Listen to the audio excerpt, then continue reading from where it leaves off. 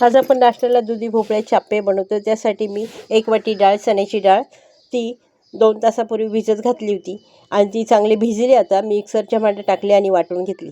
आता भोपळा घेतला मी, दुधी भोपळा बघा, अर्धाच घेतलाय। त्याच्या साली काढून टाकते आणि तो किसणीवर आता त्या डाळीच्या बॅटरमध्ये किसून घेते। असा भोपळा किसून घेतला मी।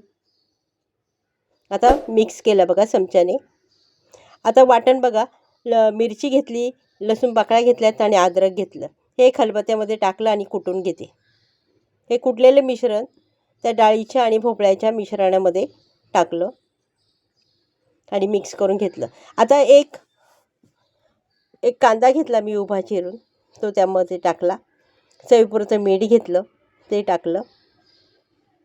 पाव चमचा हळद घेतली, ती टाकली आणि चांगलं असं हाताने मिक्स करून घेतलं। 1 चमचा तांदळाचे पीठ टाकलं आणि चिरलेली कोथिंबीर टाकली। आता गॅसवर मी आप्पे पात्र ठेवले, त्याला तेल लावलं। हे मिश्रण चांगलं मिक्स करून घेतलं आणि हे आता आप्पे चमच्याने त्यावर टाकते।